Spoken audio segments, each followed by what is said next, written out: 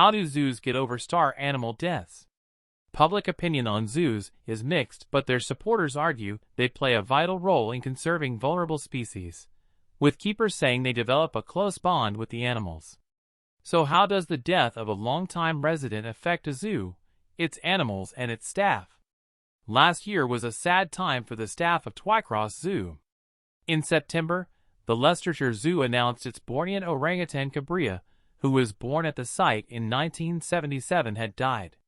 The zoo said the fat Cabria had had 4 babies, including 2 that remained at the zoo, had played a key part in efforts to safeguard the endangered species. The following month, the zoo lost another big character, Nada the chimpanzee. The 50-year-old mother of 3 had arrived at Twycross in 1973, aged 2, and was one of the first chimps at the zoo, which is now renowned as a World Primate Center. A zoo spokesperson said, "Nada was one of the very first Twycross Zoo chimps, and she will be missed dearly by our staff and visitors. She was an important part of the European breeding program." Losing such a key character leaves a huge impact on zoos, as keeper Ong Matthews attests. Ong is the head keeper at Colchester Zoo, in Essex, which last summer said goodbye to Igor, its 16-year-old Amur tiger. At the time, the zoo said the loss had left big paw prints on our hearts. Igor was sent to Colchester from Vienna Zoo when he was a year old, and went on to father 3 cubs in 2019. He was put to sleep after vets found an inoperable tumor on his head. Ong Matthews said the zoo had really felt the loss.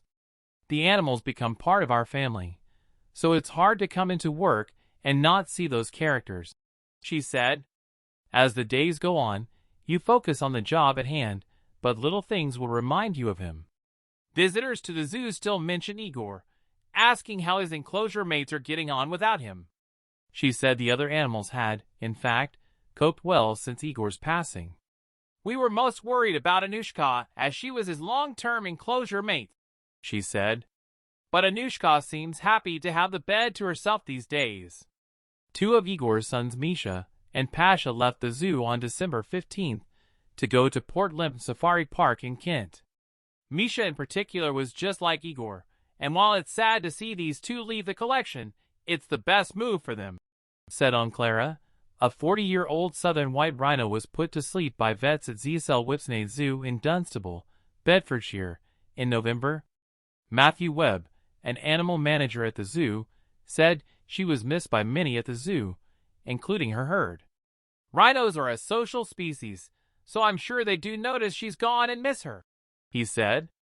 "When an animal dies, one of our first priorities is to ensure that the remaining group of animals, in this case, Clara's herd of southern white rhinos, are content and doing well.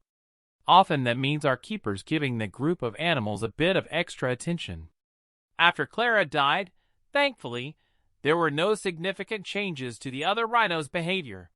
He said the loss had been tough on the keepers at the zoo who knew Clara best. "It's natural to feel a sense of loss when you lose an animal that has been a big part of your day for, maybe years, and who you have been working so hard to care for," he said. "Plus, with many of our animals, they have big personalities, and so you are not just losing, for example, a rhino you care for, you are losing Clara, an individual that you have learned so much about." Clara has left a legacy of calves that have grown and gone to other zoos around Europe to breed further. Her body has also been used to help learn more about her species, Mr. Webb said. After she died, over 70 different tissue samples were taken from Clara, including a biobank of live cells designed to help protect the species against future extinction. So while it is very sad for all of us that Clara is gone, it is some comfort that she will be a part of the fight to protect wild southern white rhinos for years to come.